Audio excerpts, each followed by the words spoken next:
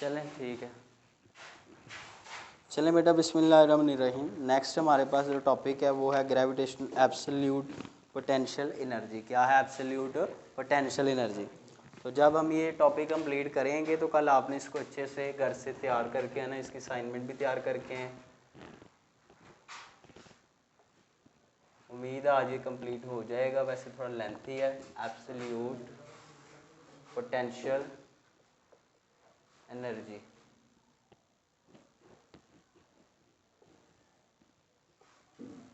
देखिए बेटा absolute potential energy क्या है, इधर सुने।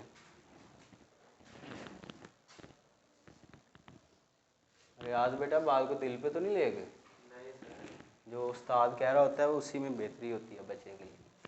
चलें, एब्सोल्यूट पोटेंशियल एनर्जी ये है कि अगर आप किसी ऑब्जेक्ट को, ये हमारे पास सेंटर ऑफ अर्थ है, उसको ओ कह लें, किसी एक पॉइंट से, सपोज वो यहाँ पे एक पॉइंट है, किसी एक पॉइंट से उठा के आप उसको इनफाइनाइट डिस्टेंस पे ले जाएं, इतने डिस्टेंस पे ले जाएं कि वो वहाँ पे जाके जो आपकी पोटेंशियल एनर्जी होगी कि ऑब्जेक्ट को आप किसी एक पोजीशन से उठा के इन्फिनिटी पे ले जाएं। कहाँ पे ले जाएं? इन्फिनिटी पे, इनफाइनाइट डिस्टेंस पे ले जाएं। तो इनफाइनाइट डिस्टेंस तक, उस पॉइंट से लेके इनफाइनाइट डिस्टेंस तक जो बॉडी वर्क करेगी, वो वर्क आपके पास क्या कहलाएगा? Absolute potential energy. क्या कहलाएगा?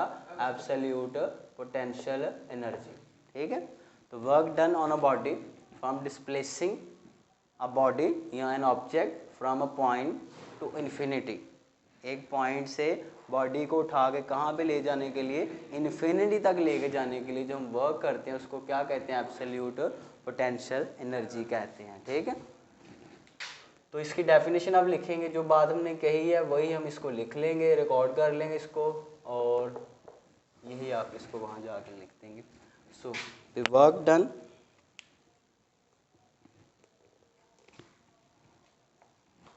the absolute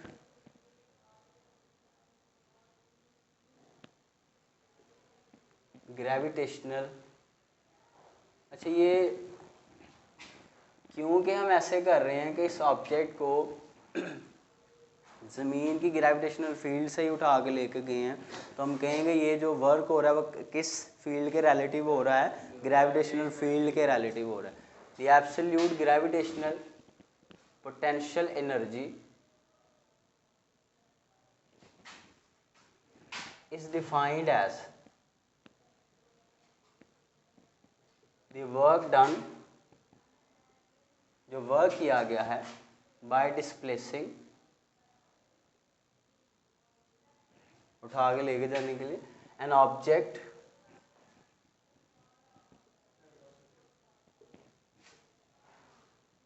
from a point, gravitational field के अंदर आप एक पॉइंट ले लेंगे, टू इन्फिनिटी, कहाँ पे ले गए हैं उसको उठा के? इन्फिनिटी पे ले गए हैं। तो उस केस में जो हमारे पास एनर्जी बन रही है वो क्या कहलाएगी? ग्रेविटेशनल पोटेंशियल एनर्जी कहलाएगी। अच्छा, इसमें एक बात और, आप आगे जाके हम ये कॉन्सेप्ट आएगा हमारे पास तो बार बार हम इसको देखेंगे। तो क्योंकि हमारे पास ग्रेविटेशनल फोर्स डाउनवर्ड डायरेक्शन में होती है और बॉडी के ऊपर जो हम वर्क कर रहे हैं, ये बॉडी की जो डिस्प्लेसमेंट है वो अपवर्ड डायरेक्शन में हो रही है, तो both are opposite to each other, तो हम कहेंगे यहाँ पे हमारे पास वर्क क्या आएगा? नेगेटिव आएगा। ये कॉन्सेप्ट प्रीवियस कॉन्सेप्ट है, ये हमने पहले पढ़ा था। अच्छा, इसके बाद आगे बेटा क्या है कि क्योंकि हम पोटेंशियल एनर्जी फाइंड करने के लिए जो हम फार्मूला यूज़ करते हैं कन्वेंशनली, वो ये होता है कि पोटेंशियल एनर्जी की सूरत में जो वर्क होता है वो हम फाइंड करते हैं कौन से फार्मूले से? mgh वाले फार्मूले से। अच्छा, ये जो फार्मूला है हमारे पास, ये सिर्फ वहाँ पे हमें दुरुस्त आंसर देगा, सही जवाब देगा अगर आप ज़मीन के बिल्कुल आसपास रहें, ज़मीन के सरफेस के करीब करीब पड़े रहें। ठीक, अब ज़मीन के आप सरफेस के करीब रहेंगे तो क्या हो? वीडियो नहीं बन रही थी पहले नहीं की थी? क्या आ गया था? मेरा हाल बटन उसका नीचे। चलें, अब देखें बेटा क्या है हमारे पास कि हम क्या कर रहे हैं कि अगर हम ज़मीन से इंतहाई फासले पे चले गए हैं तो वहाँ पे हमारे पास आर बहुत बड़ा हो जाएगा, इतना बड़ा कि उससे हमारी जो फोर्स है वो कांस्टेंट नहीं रहेगी। तो मैंने पीछे बताया था कि ये फार्मूला सिर्फ वहाँ पे वैलिड है जो हम वर्क फाइंड करते हैं इस फार्मूले से W=F(S) से, और उसी से हमारे पास ये आया था mgh। ये सिर्फ वहाँ पे वैलिड है जहाँ पे ये जो F आपकी क्या हो, कांस्टेंट हो। कौन सी फोर्स हो, कांस्टेंट फोर्स हो। अब आपने R इंतहाई इंक्रीज कर दिया तो उससे जब R चेंज हो रहा है तो आपका फोर्स भी चेंज हो गया। फोर्स चेंज होगी तो फोर्स क्या बन जाएगी, वेरिएबल फोर्स बन जाएगी। क्या बन जाएगी, वेरिएबल फोर्स। अगर बेटा लास्ट वन, अगर फोर्स वेरिएबल हो तो मैंने इसका सोल्यूशन आपको बताया था कि अगर आप A से किसी B पॉइंट पे गए हैं, यहाँ से A से B तक अगर आपके पास वेरिएबल फोर्स है तो वेरिएबल फोर्स को कांस्टेंट में आप कैसे कन्वर्ट करते थे, इस टोटल पाथ को स्मॉल स्टेप्स में आप क्या कर लेते थे, डिवाइड कर लेते थे। ऐसे ही करते थे ना। तो फिर ईच स्टेप में जो हमारे पास फोर्स थी वो क्या रहती थी, कांस्टेंट रहती थी। तो अब हम यहाँ पे भी यही काम करेंगे कि हम पहले स्टेप को कह लें R1, जो सेंटर ऑफ अर्थ से हम ले रहे हैं कि सेंटर ऑफ अर्थ से यहाँ से लेके यहाँ तक जो आपका डिस्टेंस बन रहा है इसको आप क्या कह लें बेटा, R1 कह लें। क्या कह लें, R1। अच्छा, उसके बाद आगे ले लें, वो कौन सा है, R2 है। इसके अलावा आगे ले लें R3। तो हम अपने टोटल पाथ को स्मॉल स्टेप्स में डिवाइड करते जा रहे हैं, चलते जाएंगे आगे। इसको मैं डॉटेड की बजाय दूसरी लाइन में ड्रॉ कर लेता हूँ, ठीक है। दोबारा बना लेते हैं। डस्टर किधर है, दे ज़रा डस्टर, जल्दी करें। तो एक एक स्टेप को आपने गौर से समझना, फिर इसको लिखना कोई मुश्किल काम नहीं। देखिए जी, सबसे पहले तो हमने अर्थ ड्रॉ कर ली है। हमारे पास अर्थ है जी, ये उसका सेंटर है O। सेंटर से लेके जो पहला स्टेप था वहाँ तक का जो डिस्टेंस है उसको आप क्या कह लें, R1 कह लें। ये पहला स्टेप है, ठीक। अब यहाँ तक जो डिस्टेंस बन रहा है इसको आपने क्या नाम दे लिया, R1 का नाम दे लिया। अच्छा, उसके बाद ये टोटल जो हमारे पास पाथ बन रहा है n तक बन रहा है, 1 से लेके कहाँ तक, n तक। इसको हमने स्मॉल स्टेप्स में डिवाइड किया। जो दूसरा स्टेप है वो 2 है, तीसरा 3 है।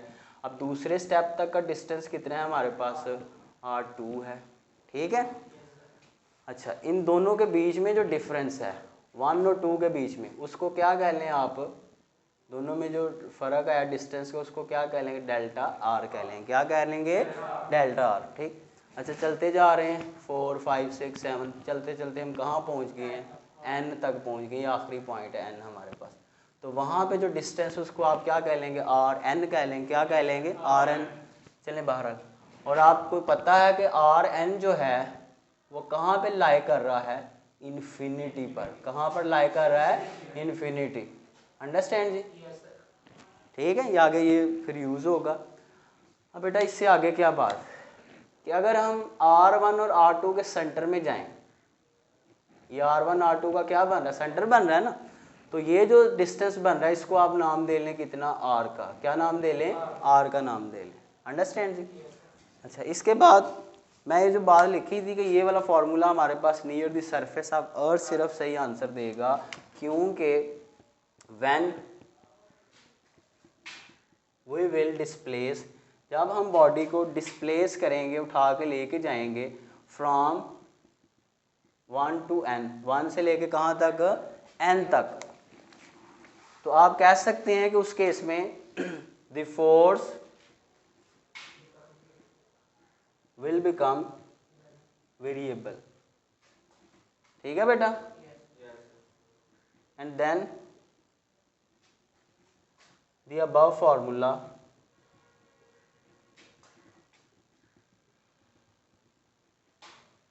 will not give true result, ठीक है बच्चों।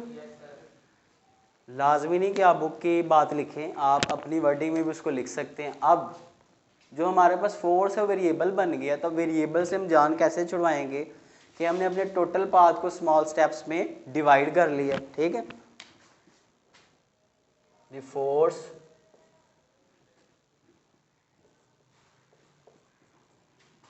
Can be converted into constant force. Constant force में इसको तब्दील कर सकते हैं by dividing the whole path total जो रास्ता है from 1 to n, from 1 to n into small steps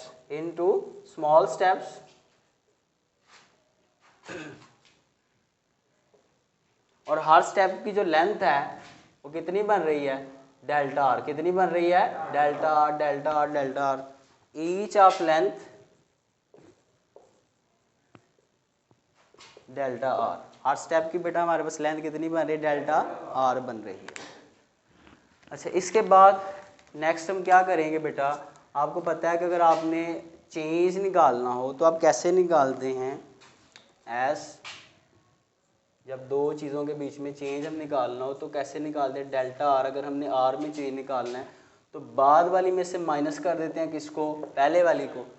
तो बाद वाला डिस्टेंस क्या है हमारे पास, R2 है, और पहले वाला क्या है, R1। तो दोनों को माइनस करेंगे तो यही चेंज आया ना, ये चेंज हमारे पास आ जाएगा। ऐसे ही बेटा अगर आपके पास पहले 10 रुपये थे, बाद में आपके पास 20 हो गए हैं, तो 20 में से माइनस कर दें किसको, 10 को, तो पता लग गया कितना फ़र्क आया। ठीक है।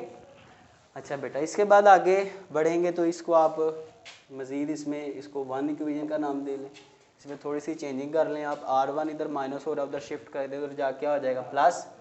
तो यहाँ से हमारे पास बन गया कि R2 इक्वल है किसके, डेल्टा आर प्लस R1 के। अंडरस्टैंड जी। अच्छा, नेक्स्ट हमारे पास क्या है, आपने 9th 10th में या छोटी क्लास में आपने पढ़ा हुआ है कि अगर दो चीज़ों का सेंटर निकालना हो, कि ये एक ए पॉइंट है, एक बी पॉइंट है, यहाँ पे है, यहाँ पे, इनका मिड निकालना है, मीन पॉइंट इसको कहते हैं, एवरेज। ठीक है। तो कैसे निकालते हैं बेटा, आप दोनों को ऐड करते हैं और 2 पे डिवाइड कर देते हैं। इसी तरह अगर आपने R1, ये R1 है और ये R2 है, इनका सेंटर निकालना है, उसको क्या नाम दिया है, R का नाम दिया है। ठीक है। तो अगर आपने वो निकालना है, एस आर यहाँ पे हमारे पास किसके इक्वल है, R1 प्लस R2 ओवर 2 के। ठीक है। आप कह सकते हैं here R is the midpoint of R1 and R2, कहाँ से, फ्रॉम सेंटर ऑफ अर्थ से। अंडरस्टैंड जी। सेंटर ऑफ अर्थ से हम ले गए हैं ना। ठीक है, R1 और R2 के दरमियान में। ठीक है बच्चों। अच्छा, इसके बाद अगर आगे हम क्या करेंगे भाई, ये जो हमारे पास R का फॉर्मूला है, इसमें हम पुट कर देते हैं R2 की वैल्यू, है ना हमारे पास R2 की वैल्यू, ये पुट करें, पुट वैल्यू ऑफ R2, इसको कह लें 2 का नाम दे लें बेशक। ठीक है। Into R is equal to R1 बेटा हमारे पास कितना है, R1 तो R1 नहीं, उसको तो चेंज नहीं करेंगे, प्लस R2 कितना है हमारे पास, delta R plus R1 over 2। ठीक है। अच्छा, इसके बाद आगे ये इकट्ठी थी। ठीक है। अच्छा, R1 और R1 कितना हो गया, 2R1 plus delta R over 2। अच्छा, इनको सेपरेट कर लें, ये बन जाएगा 2R1 over 2 plus delta R over 2। ठीक, 2 से क्या हो गया, कैंसिल आउट हो गया, तो ये बच गया R1 plus delta R over 2। Understand. एक एक स्टेप लेके चलना है क्योंकि ये बड़ा लेंथी क्वेश्चन है, तो आपने इसको गौर से समझते जाना, जहाँ से पता ना लगे पूछ लेना। अच्छा, इसके बाद हम जानते हैं कि जो हमारे पास फोर्स ऑफ ग्रेविटेशन होती है, as force of gravitation, 9th में पढ़ा था आपने, ये लॉ ऑफ ग्रेविटेशन में आपको दिया गया था कि F इक्वल होता है किसके, Gm1 m2 over D square के। ठीक है, डी लिख लें, आर लिख लें, मर्जी आपकी। अब हम क्या करते हैं कि जो हमारे वाला केस है, जो हम यहाँ पे ट्रीट कर रहे हैं, दो मैसेज जो हमने लिए हुए हैं, पहला मैस लिया हुआ है m1, वो हमने कहा कि इसको मैस ऑफ अर्थ को, तो मैस ऑफ अर्थ को आप किससे शो कर लें, m से। और जो दूसरी बॉडी है जो यहाँ से आप उठा के लेके गए हैं, वो स्मॉल बॉडी है कि उसका मैस कितना कह लें, स्मॉल m। तो m2 हमारे पास, उसको क्या नाम दे लें, यहाँ पे m का नाम दे लें। और जो हमारे पास डिस्टेंस है, जो d है, वो कितना हमने लिया है बेटा, वो उसको हमने अपने केस में r का नाम दे रहे हैं, बार बार r यूज़ कर रहे हैं। तो आप इसमें ज़रा ये चीज़ें पुट करेंगे तो F is equal to G M over R का स्केयर, ठीक है। यहाँ पे जी क्या होता है बेटा, ग्रेविटेशनल कांस्टेंट होता है। क्या होता है, ग्रेविटेशनल कांस्टेंट। ये भी आपने 9th में ऑलरेडी पढ़ चुके हैं और इसकी वैल्यू भी आप पढ़ चुके हैं 6.673 इंटू 10⁻⁻11 न्यूटन मीटर स्केयर पर केजी स्केयर, ठीक है बच्चों। अच्छा, इसके बाद हम क्या करेंगे, डस्टर किधर है जी। इसके बाद नेक्स्ट स्टेप ये है कि ये जो हमारे पास इक्वेशन आई थी इसका हम दोनों साइडों पे क्या ले लेते हैं, स्केयर ले लेते हैं। क्या ले लेते हैं, स्केयर ले लेते हैं जी। इसको आप कह लें बेशक इक्वेशन नंबर 3 कह लें। यहाँ तक क्लियर है सबको बेटा। By squaring both sides of equation 3, ठीक है जी। अच्छा, 3 का जब आप स्केयर लेंगे तो हमारे पास क्या बनेगा, आर स्केयर इक्वल है किसके, R1 plus delta are over 2 इसका स्केयर, ठीक है। अच्छा, इसके बाद हमारे पास बेटा ये है कि जब आप स्केयर ओपन करेंगे तो आपके पास क्या आएगा, आर का स्केयर R1 का स्केयर प्लस डेल्टा आर का square by 4 plus 2R1 delta R by 2। ये बनेगा ना a प्लस बी का होल स्केयर जब आप ओपन करते हैं। अच्छा बेटा, ये 2 से क्या हो गया, कैंसिल। अच्छा, मैं यहाँ पे एक ना बात लिखने लगा हूँ, गौर से आप सुनेंगे कि बेटा जो हमारे पास r है, r हमने वो डिस्टेंस लिया है जो सेंटर ऑफ अर्थ से यहाँ तक है, ठीक है। ये R1 कह लें बेटा। R1 हमारे पास जो है, R1 कहाँ से है, पहले स्टेप तक का डिस्टेंस है ना, ये यहाँ से लेके यहाँ तक। R1 का जो स्केयर है वो इंतहाई ग्रेटर है, बहुत ही बड़ा है, किसके मुकाबले में, डेल्टा आर के स्केयर के मुकाबले में। ये देखें इसका क्या मतलब है कि ये R1 है, उसका स्केयर ले लेने को उसको डबल कर लें, ये R1 का स्केयर है। अब मैंने बताया था कि जब हम फोर्स को कांस्टेंट में कन्वर्ट करते हैं तो टोटल पाथ को हम बहुत ही स्मॉल स्टेप्स में डिवाइड करते हैं। इतने स्मॉल स्टेप्स होते हैं कि आप कहते हैं कि डेल्टा आर आपका किसको अप्रोच कर रहा होता है, 0 को, इंतहाई स्मॉल वैल्यू होती है। तो आप कह सकते हैं कि R1 का स्केयर बहुत बड़ा है। और देखिए बेटा,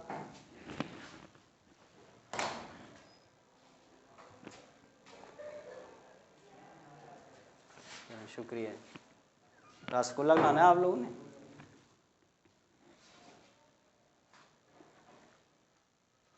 तो अगर आप ऐसा ही है बेटा कि आपके पास 1 लाख रुपया हो और दूसरे बंदे के पास 1 रुपया हो, तो आप कहेंगे कि आपके मुकाबले में उसके पास जो 1 रुपया उसकी कोई हैसियत नहीं है। ऐसा ही है ना। यही आप यहाँ पे कह सकते हैं कि जो दोनों पॉइंट्स के दरमियान डिस्टेंस है डेल्टा आर, वो मैंने समझाने के लिए थोड़े दूर बनाए हुए हैं, वैसे ही इंतहाई करीब हैं, इतने करीब हैं कि आप इनमें कह लें कि 0 को अप्रोच कर रहा है। उसके मुकाबले में R1 बहुत बड़ा है, इतना बड़ा है कि हम डेल्टा आर के स्केयर को हम क्या कर सकते हैं, निगलेक्ट। अच्छा, डेल्टा आर खुद बहुत स्मॉल है, फिर 4 से डिवाइड भी हो रहा है, मज़ीद छोटा हो रहा है, ठीक है कि नहीं। तो इतनी स्मॉल वैल्यू है कि उसको हम निगलेक्ट कर सकते हैं, ठीक है।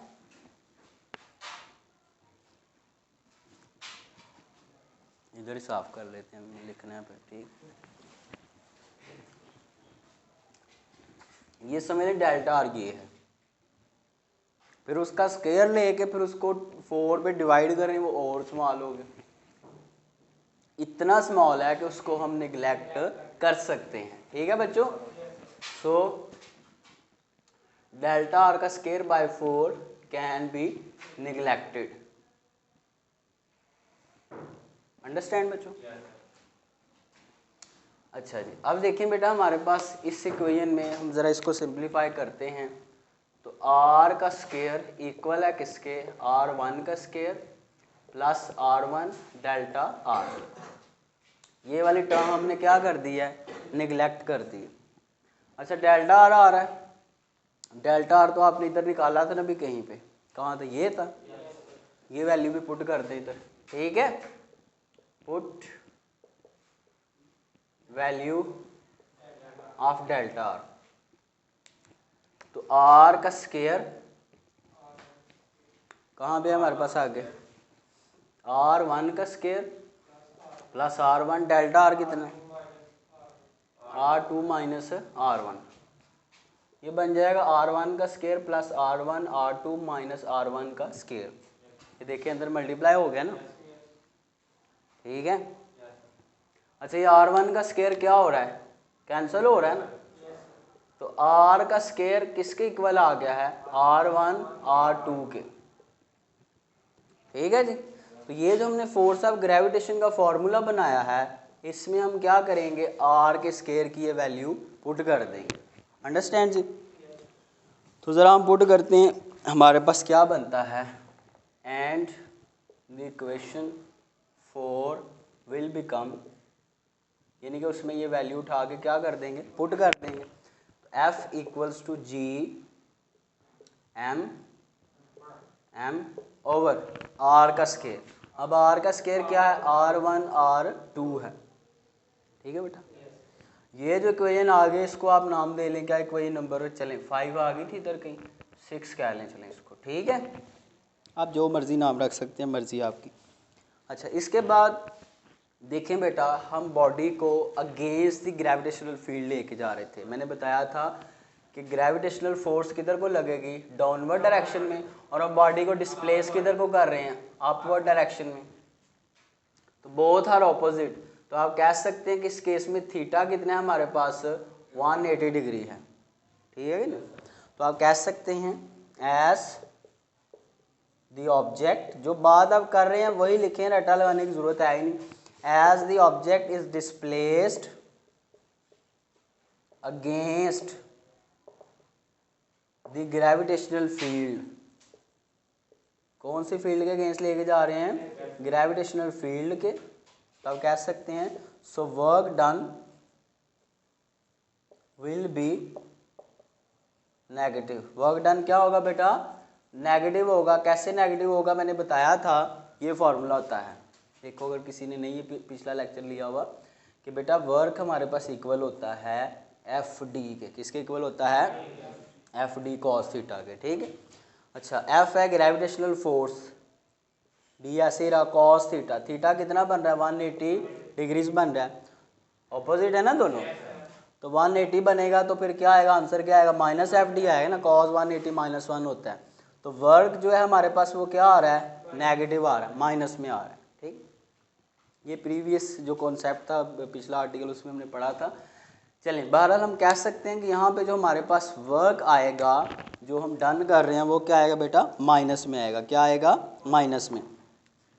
अब देखें बेटा, अगर हम फाइंड करना चाहते हैं कि 1 से लेके 2 तक जब आप बॉडी को लेके गए हैं, 1 से कहाँ तक, 2 तक, जो आप आर ले रहे हैं वो कहाँ से ले रहे हैं, कहाँ से लेके कहाँ तक, 1 से लेके 2 तक। तो आप कह लें बेटा then the work done from 1 से लेके कहाँ तक, 2 तक, पहले पॉइंट से लेके कहाँ तक, दूसरे पॉइंट तक, वो बेटा हमारे पास क्या आएगा, वर्क का फॉर्मूला क्या होता है, एफ डी होता है ना, क्या होता है हमारे पास, एफ डी। अब एफ तो आ गया, अब पहले से लेके दूसरे तक जाने के लिए जो डिस्टेंस है वो कितना बन रहा है, डेल्टा आर बन रहा है, ठीक है। एफ तो एफ ही रहा, लेकिन डी कितना है हमारे पास, डेल्टा आर है, ठीक है।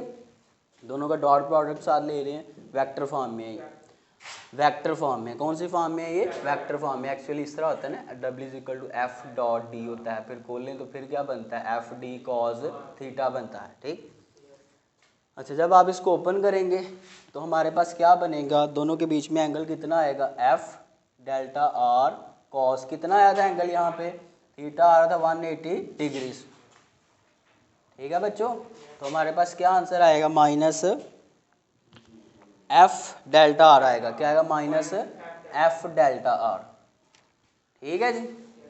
अच्छा इसके बाद हमारे पास इसमें ये सारी जो वैल्यूज़ हैं हम पुट करते हैं, एफ़ की तो वैल्यू अभी हमारे पास आई है, चलें पहले मैं इसको सिंपल कर लूँ, 1 से लेके जो हमारे पास 2 तक वर्क हुआ है वो इक्वल आ रहा है minus F delta R, minus ये शो कर रहा है कि वर्क आपका अगेंस्ट द ग्रेविटेशनल फील्ड हुआ है, इसको कह लें आप इक्वेशन नंबर 6, पहले आगे 7 कह लें। अच्छा एफ़ की तो अभी आपने वैल्यू निकाली है ना, ये वैल्यू उठा के इसमें इक्वेशन नंबर 7 में आप पुट कर दें। अच्छा वो नोट करना है आपको उधर से, वाइट बोर्ड छोटा पड़ गया जितना बड़ा टॉपिक था, तो मिटा दूँ इसको या नोट करना है? नोट करें वीडियो को, मैं फिर बाद में एडिटिंग कर लूँगा, आप नोट कर लें, शाबाश जल्दी जल्दी। ये वाले फर्स्ट साइड बस नोट करें। बुक पे काफ़ी लेंथी टॉपिक है तो आप वहाँ से भी कर सकते हैं, जैसे मैं करवा रहा हूँ एग्जैक्ट आप ऐसे लिख के आ जाएँ तो भी कोई मसला नहीं। इसके बाद में मैं एडिटिंग कर लूँगा, आप बस ये साइड नोट करें। स्टॉप हो जाता है? हाँ पॉज कर दो यार, ये वाकई